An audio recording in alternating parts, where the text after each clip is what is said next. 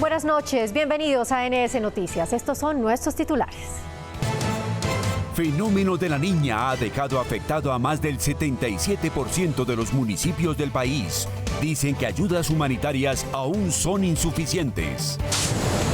Por temporada de lluvias en el país, los costos de alimentos de la canasta familiar han subido hasta 55%.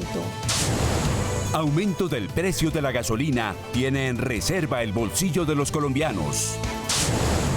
Crece el número de empresas lideradas por mujeres. El año pasado registraron 143.466 nuevas empresas. Compra de vivienda se desplomó 50% este año. En el sector de la construcción ya hay preocupación. Cada mes son inadmitidos en México casi 3.000 colombianos quienes denuncian malos tratos. Les contamos qué está pasando.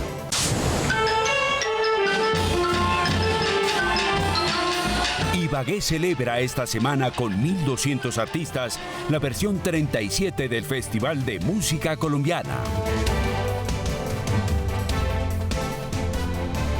La temporada de lluvias a causa del fenómeno de la niña ha dejado casi 900.000 personas afectadas y 327 fallecidos en todo el país. Los habitantes de la zona reclaman más acciones para ayudar a los damnificados. De acuerdo con la Unidad de Gestión de Riesgo de Desastres, a corte del 28 de febrero, el fenómeno de la niña había dejado a su paso 871 municipios de los 32 departamentos afectados, 7.134 viviendas destruidas, más de 873.000 personas damnificadas y 327 fallecidos. Mi papá en el momento de eso tenía una cosechita, también la perdió. Más de 130 niños con hongo. Y los departamentos, las administraciones mandan las brigadas y no le mandan medicina. Aunque el gobierno ha asignado varias medidas de ayuda humanitaria, entre ellas un apoyo económico de 500.000 pesos por única vez a las familias damnificadas, en el legislativo consideran que se deben anuar esfuerzos para las poblaciones que lo han perdido todo. Los damnificados deben de ser una prioridad para este gobierno, de su atención inmediata. A la fecha, la Unidad de Gestión de Riesgos ha entregado el 92% de los auxilios económicos a municipios priorizados y por etapas. Sin embargo, invita a las comunidades que aún no han recibido un apoyo a verificar a través de sus alcaldías locales o de la página web de la entidad si hacen parte del registro de habitantes afectados por el fenómeno de la niña. Según el DANE, varios alimentos de la canasta familiar han aumentado de un 36 a un 55% por las lluvias del fenómeno de la niña. Lo más preocupante es que estos precios podrían incrementarse si las condiciones climáticas persisten. No solo los cultivos inundados, sino vías taponadas, como la carretera panamericana que comunica la región con el sur del país, ha traído un incremento en los precios de verduras, lácteos y hortalizas, situación que viene afectando la economía de los hogares colombianos. Yo compraba el tomate en el valor de 2.000 pesos, ahora vale 4.000 pesos. Vine a comprar leche de todas las clases, antes la compraba a 5.500 y hoy la encuentro supremamente costosa, está a 6.200. En las plazas de mercado los comerciantes están preocupados porque por el alza de los alimentos los consumidores compran menos. Estamos preocupados aquí en Corrabestos por las ventas, no hay estabilidad en precios. Y es que según productores y centros de abastecimiento de alimentos, este panorama podría empeorar. Es muy variable los precios de los alimentos cuando las lluvias son muy fuertes. Se tendrá que hacer un ajuste que se tenga en cuenta un factor diferencial para aquellos medios de transporte o para aquellos actores que hacen parte de la cadena de abastecimiento alimentaria. Es de recordar que uno de los indicadores que más impulsó la inflación en el año 2022 fue el de los alimentos, con un incremento superior al 27%. También según el DANE, el costo de vida sigue aumentando. Febrero cerró con una inflación del 13,3%, la más alta de los últimos años. Gastos como pagar servicios, comprarse un almuerzo o hasta una salida a un centro comercial salen más caros ahora que meses atrás. Con esta situación tan duro no alcanza ni para ahorrar ahora sí, apenas se come los dos golpes. La recursividad se convirtió en la principal opción de los colombianos a la hora de ahorrarse un dinero, y más cuando la economía de los hogares no pasa por los mejores momentos por cuenta de la inflación. Es por esto que NS Noticias preguntó a varios ciudadanos qué están haciendo para que la plata les rinda más. Escojo los sitios que sean más económicos para poder comprar. Es buscar más ingresos, que no está fácil, y la segunda, buscar mejores precios, ¿no? Buscar siempre el sitio donde tengan mejores precios precios. Adicional a las estrategias planteadas por la ciudadanía, los expertos dan algunas recomendaciones para sobrellevar la carestía que aún no da muestras de disminución. Si van a comprar algo a crédito, sáquenlo a una cuota o sáquenlo a la menor cantidad de cuotas posibles. Disminuyan los gastos hormiga, gasticos muy pequeños, cojan la deuda y si la tienen en diferentes bancos, unifíquenla. El ministro de Hacienda, José Antonio Campo, comentó recientemente que la inflación iniciará su descenso durante marzo. Mientras esto sucede, los colombianos continuarán haciendo gala de su ingenio para hacer rendir su bolsillo. El precio de la gasolina continúa subiendo y según el Ministerio de Minas, cada mes seguirá al alza hasta alcanzar el tope de alrededor de 16.000 pesos el galón. En NS Noticias hablamos con los colombianos para saber qué opinan y cómo les está afectando esta situación. El precio de la gasolina en Colombia tiene un subsidio que aplica dependiendo de factores como si es ciudad capital, municipio o zona de frontera. De allí que los precios varíen en diferentes zonas. Sin embargo, desde hace 5 meses este auxilio empezó a disminuir para subsanar el déficit fiscal del Fondo de Estabilización de Precios de Combustible, que supera los 26 billones de pesos. La idea es progresivamente ir reduciendo ese subsidio, no solo para evitar subsidiar personal que está dispuesto a asumir el sobrecosto o el valor real, sino que el subsidio pueda focalizarse. Pero hoy la plata para muchos no está alcanzando y el bolsillo de los ciudadanos cada vez se escasea más. Desde antes yo tanqueaba con 40, ya no puedo, me toca menos y a veces no sacar el carro. Que la gente ya no tanquea el valor que acostumbraba a tanquear. Pero los colombianos se preguntan además quién está controlando las gasolineras en los que los precios no están estandarizados. Hay unas que usted le echa 40.000 pesos y le alcanza para el día y hay otras que le echa usted 40.000 pesos y no le alcanza para el día. Si a todos nos van a subir, entonces debería ser una tarifa justa para todas las bombas de gasolina. Y aunque hay un valor de referencia que decide el Ministerio de Minas y Energía, las gasolineras tienen libre decisión por competencia en el manejo de estos precios. Fue radicada la última de las herramientas que le daría dientes al gobierno nacional para hablar de paz total. La ley de sometimiento es una apuesta que desde diferentes sectores se construyó para someter a las bandas criminales. La ley de sometimiento consta de 63 artículos. Entregan sus bienes, entregan la información sobre sus patrones criminales y reparan a las víctimas. El Estado colombiano les otorgue un tratamiento penal más benigno. La ley tendrá una vigencia de 2 años. Está definida aquí como un procedimiento de carácter penal al mando de la Fiscalía o bajo la coordinación de la Fiscalía. No se suspende la extradición y los que se acojan pagarán cárcel de hasta 8 años. No otorga estatus político a ninguna organización criminal, no van a justicia transicional, es un proyecto que garantiza la privación efectiva de la libertad en cárcel. Los que en alguna parte del proceso incumplan los compromisos perderán los beneficios y sus procesos pasarán de inmediato a la justicia ordinaria. El paro minero en Antioquia lleva 15 días de alteraciones y hechos violentos alimentados por bandas criminales. Desde el Senado advierten que se debe proteger a la población civil y restablecer, si es necesario, el orden con fuerza pública. Ataque a las misiones médicas, quema de camiones y maquinaria, confinamiento de la población civil y hasta daño a la infraestructura del suministro de agua potable son algunos de los hechos violentos que tienen en jaque el paro minero en Antioquia. Es una obligación natural que la fuerza del Estado garantice el orden y garantice los derechos fundamentales de la población. Advierten los senadores que así como es necesario avanzar en el diálogo, lo es también el uso de la fuerza pública para restablecer el orden. El gobierno nacional tiene la obligación, el deber, la responsabilidad de avanzar en el diálogo. Los habitantes del nordeste y Bajo Cauca antioqueño necesitan además alternativas sociales para mejorar sus condiciones de vida. Generar unas gerencias especiales de los gobiernos donde se articulen y se integren todas las acciones para atender lo social. Debido al paro minero, 6 hospitales se quedaron sin oxígeno, hay desabastecimiento de víveres y medicina y el gremio de transporte suma ya más de 57.000 millones de pesos en pérdidas. Y en el marco de este paro, la regulación de políticas mineras y mejores garantías para los pequeños productores son algunas de las solicitudes que han realizado los mineros artesanales del Bajo Cauca antioqueño. La quema de 5 dragas por parte de la fuerza pública fue el detonante del paro minero que ya cumple 2 semanas. Que tengan garantías para trabajar y que se les incluya dentro de las políticas mineras son algunas de las solicitudes realizadas por los mineros antioqueños. Nosotros le pedimos al gobierno que nos deje de estigmatizar. Nosotros no somos delincuentes. Nosotros somos mineros con ganas de trabajar. Los mineros piden que la formalización y el reconocimiento de la minería ancestral sean incluidos dentro de las políticas gubernamentales, mientras se avanza en la construcción del nuevo código minero que se discute en mesas de diálogo por todo el territorio nacional. Pedirles que nos apoyen en los procesos de paz. No va a haber manera de avanzar en Colombia en la situación de vulnerabilidad de las comunidades mineras si no avanzamos en los procesos de paz. Quema de ambulancias, peajes y comercios. Mientras el gobierno nacional brilló por su ausencia. No se puede permitir que impere el crimen y mucho menos financiado por la minería ilegal. Actualmente 250.000 personas de 16 municipios se encuentran en medio de la incertidumbre y la escasez de alimentos a raíz del paro minero. El presidente del Congreso envió un mensaje de respeto hacia la oposición y también hizo una invitación a evacuar las reformas sociales que necesita el país por el bien de los colombianos. Presidente, escucha.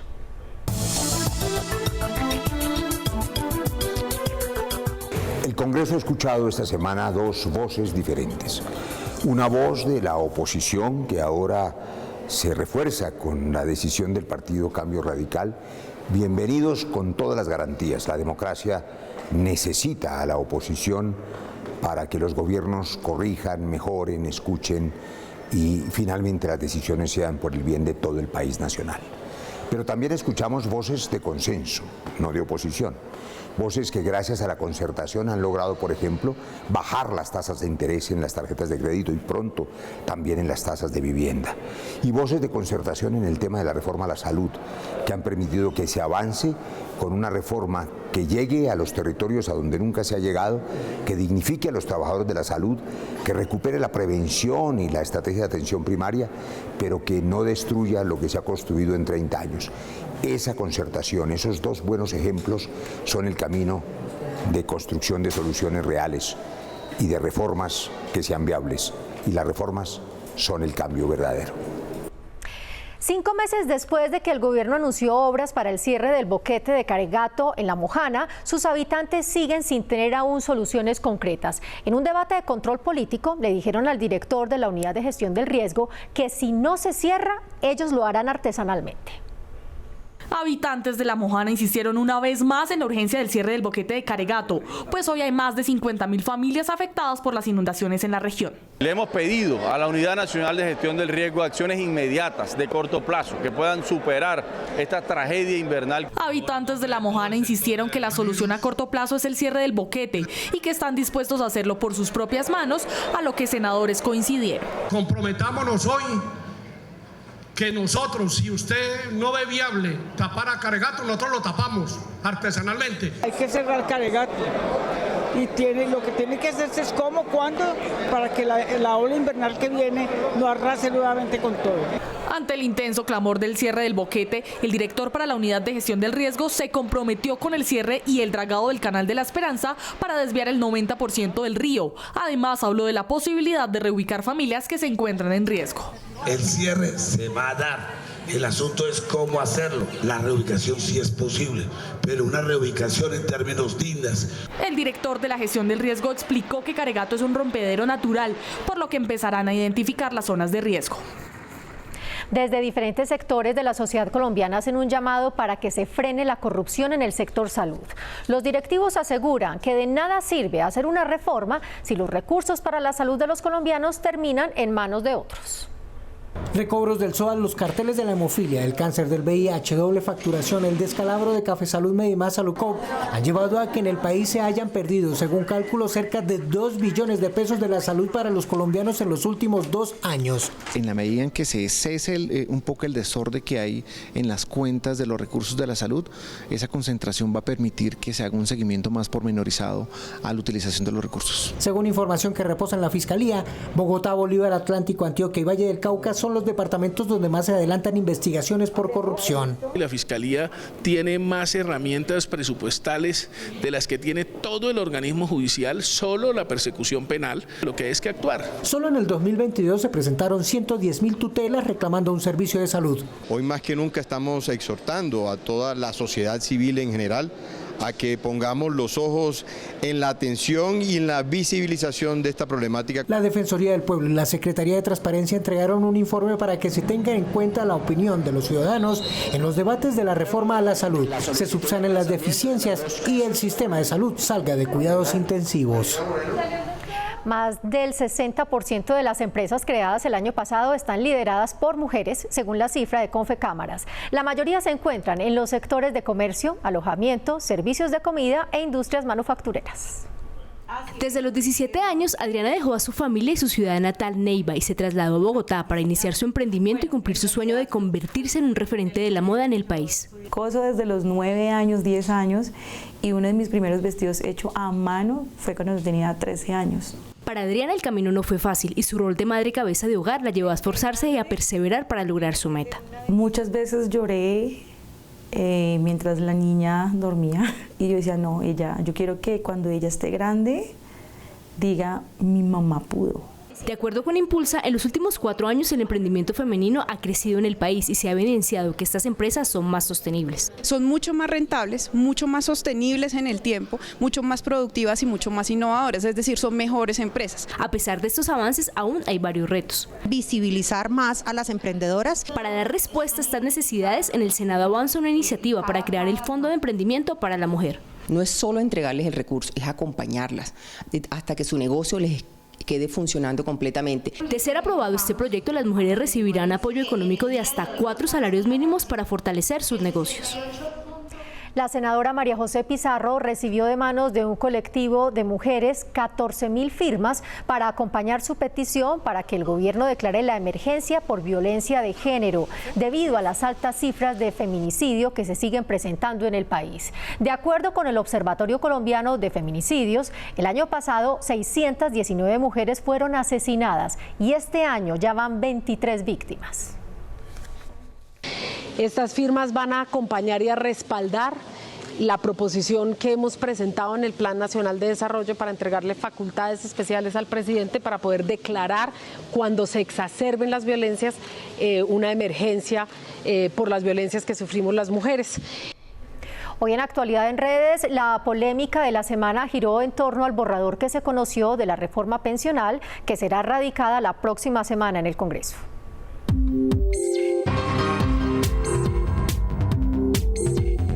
La tendencia en redes de esta semana tuvo que ver con el borrador del proyecto de reforma pensional que en un primer momento iba a ser radicada en el Congreso para hoy jueves, pero ahora sería presentada para el próximo 22 de marzo.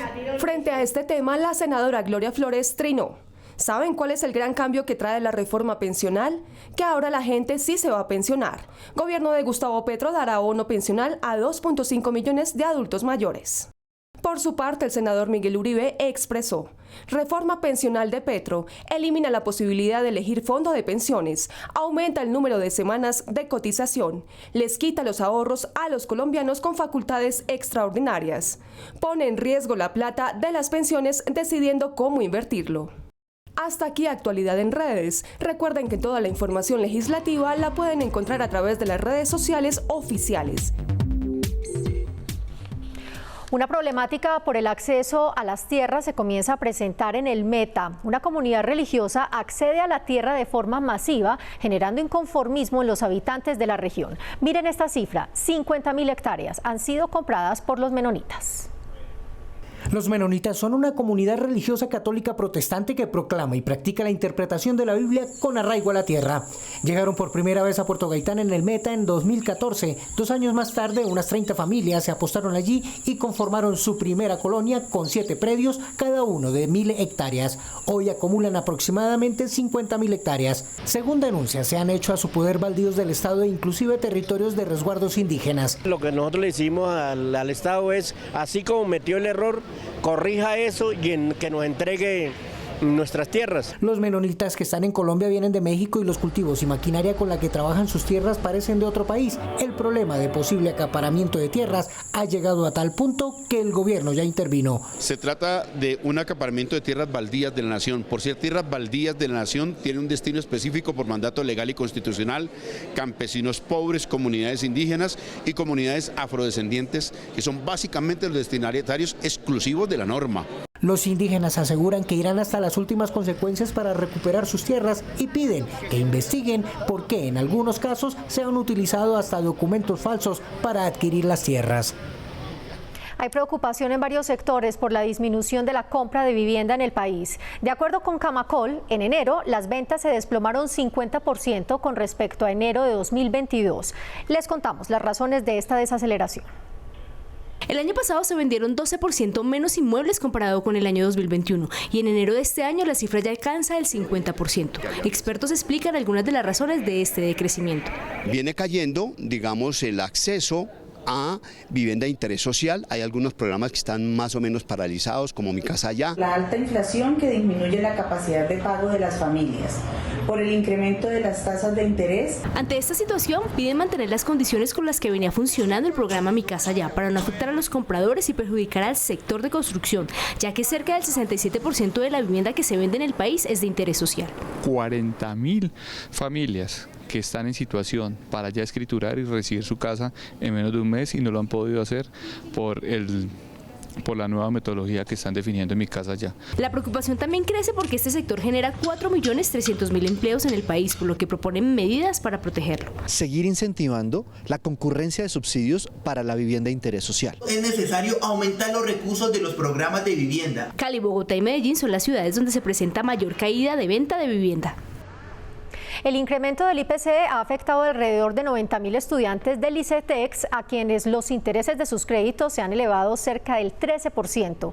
Desde el Plan Nacional de Desarrollo se buscan soluciones para estos jóvenes.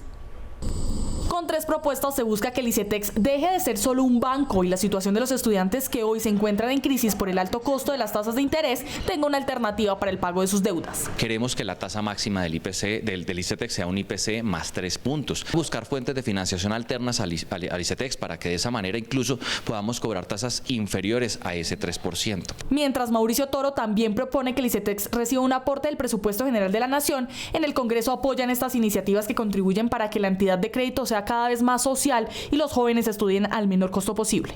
Se pueda desarrollar una ley que deslíe, digamos, que el IPC de los incrementos de las matrículas. Y así como lo ha propuesto el doctor Toro, se pueda establecer una tasa fija que garantice que no se van a incrementar de manera importante las matrículas anualmente. Debe garantizar que los nuevos créditos tengan mejores condiciones y que esa entidad se convierta en un aliado de los jóvenes. El ICETEX ha contratado a jóvenes entre quinto y décimo semestre para que adquieran experiencia y adicionalmente generen ingresos, y también avanza en programas en salud mental para los estudiantes.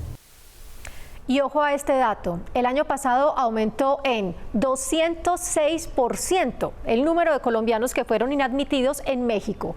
¿Qué está pasando con los connacionales que llegan a este destino? Aquí les contamos.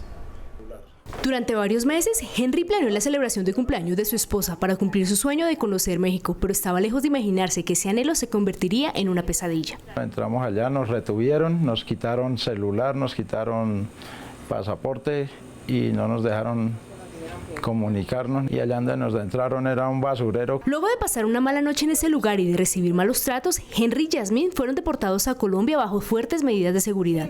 Por eso, luego de esa amarga experiencia, piden al gobierno que se les garantice protección fuera de nuestras fronteras. Pasen una queja a la embajada de allá para que realmente lo traten a uno como ser humano y no como un animal. Según la Cancillería, el año pasado 33.593 colombianos fueron inadmitidos en México y 1.364 fueron deportados, lo que ha afectado no solo a las familias que viajan a este destino, sino a las agencias de viajes que venden paquetes turísticos. Pues es algo que principalmente nos afecta a nosotros.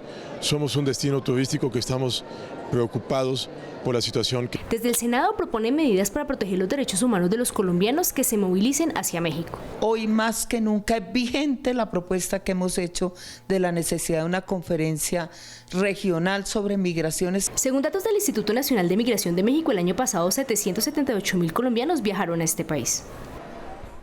Con una nutrida agenda cultural, Ibagué recibe a más de 1.200 artistas y cientos de turistas en la versión número 37 del Festival de Música Colombiana, que se lleva a cabo durante esta semana y hasta el próximo 20 de marzo. ¡Ay, qué orgullo me siento ya. El Teatro Tolima es tan solo uno de los lugares emblemáticos de la capital musical de Colombia que se viste de gala en medio de las melodías del tiple, la guitarra y la bandolina para recibir a músicos y visitantes de las diferentes regiones del país en la versión número 37 del Festival de Música Colombiana. Vengan y disfruten toda una semana de música, es decir, que salen de un escenario y pueden seguir a otra plazoleta y van a encontrar música. La música tiene nuestra historia, tiene nuestras raíces, nuestra cultura. Sembrar en las nuevas generaciones el gusto por la música colombiana es una de las metas que se ha propuesto el festival y que gracias al compromiso de los padres de familia, los semilleros se han convertido en una realidad, llevando las raíces a las nuevas generaciones. Nosotras desde muy pequeñitas estamos cerca a nuestro folclore, a nuestra música colombiana. Siendo tolimense hay que amar el Tolima, amar la música colombiana. En cada uno de los sitios representativos de la ciudad se rinde homenaje a grandes maestros como Garzón y Collazo, Silva y Villalba y Emeterio y Felipe, quienes dejaron en cada una de sus canciones un pedacito de la historia musical del país. Bien, hasta aquí las noticias. Gracias por acompañarnos. Los esperamos en nuestra próxima emisión. Hasta entonces.